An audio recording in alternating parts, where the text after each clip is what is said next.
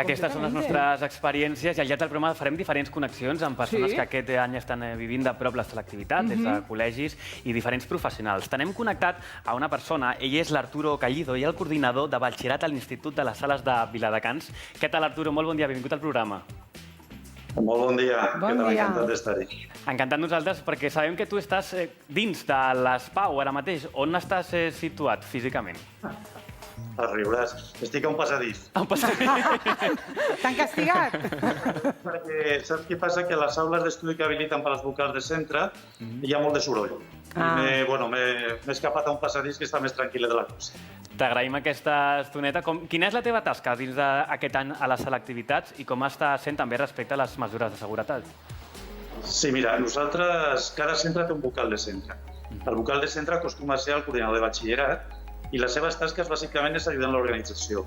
Sobretot, controlar que tots els alumnes es presentin, que tots es presentin a l'hora, que tots estiguin a la seva aula i que tots estiguin a la seva matèria d'assignatura. És a dir, controles més o menys el llistat d'alumnes que tu portes del teu institut. És una tasca... I en quant a... Digues, perdó. Sí, no, perdona. És que en quant a les mesures, aquest any i el curs passat s'han habilitat una sèrie de mesures que han facilitat molt la nostra tasca i la tasca del tribunal realment, si vols després parlar. És un treball el teu també d'estar a prop d'uns alumnes i unes alumnes que tenen nervis, no? Que són un dels dies més importants de la seva trajectòria acadèmica. Home, ja ho crec. Pensa que molts es juguen molt, perquè no només és aprovar l'ESPAU, que l'ESPAU les aprova un percentatge altíssim d'alumnat, és que la majoria necessiten una nota, perquè les notes d'accés dels graus cada vegada són més altes i, lògicament, les opcions que trien els alumnes doncs, moltes vegades demanen notes molt altes, en la qual no només tenen la pressió d'aprovar, que això gairebé ho comptem ja, sinó de treure molt bona nota. Clar. I com és la part del professorat, com esteu vivint aquest any i l'any passat, perquè per sort aquest any, en comparació al passat, és una miqueta més tranquil, però també amb els seus protocols i també esperant darreres hores, no? Tot molt complexa, molt complexa. Un curs molt difícil, però clar, comparat amb el de l'any passat, això és una meravella, evidentment. El de l'any passat millor no parlar-ne perquè va ser una cosa absolutament inesperada i bueno, ens van sortir com vam poder, amb molt d'esforç per part de l'alumnat, per part del professorat, per part de les famílies també, la veritat. I aquest curs ha sigut més tranquil. Les previsions que nosaltres teníem abans, al principi de curs, eren bastant pessimistes. Esperàvem un curs amb molt de confinament, amb molt d'incidències, però realment ha estat un curs relativament tranquil.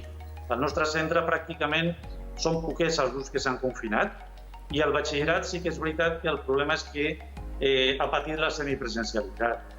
Això era una directriu del Departament d'Educació i s'havia de complir sí o sí i hem fet gairebé mig curs amb un 50% de presencialitat al batxillerat i conforme anaven les coses millorant hem anat guanyant presencialitat. De forma que al final, l'últim mes, pràcticament ha sigut 100% presencial. El batxillerat, parlo? Déu-n'hi-do. Sabem que tens avui una agenda carregada, no? Vigilant exàmens, t'agraïm que entris aquí en directe al Sense Control. Ai, no anava a preguntar. Sí, digues, pregunta. No, jo anava a preguntar, hi ha una pissarra gran a la sala? Aquí, ara, on soc jo? On s'examinen?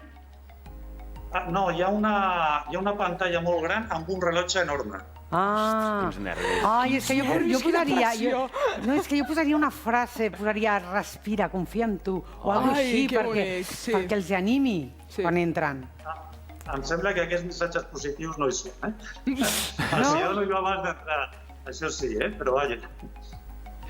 Doncs missatge positiu, almenys el que enviem nosaltres des del Sense Control. Ànims a confiar en aquesta ESPAU. Gràcies, Arturo Callizo, al peu del canó amb aquesta ESPAU d'aquest any. Un plaer, moltíssimes gràcies per aquesta connexió. Moltes gràcies a vosaltres, un plaer i moltes gràcies pel vostre interès. Merci.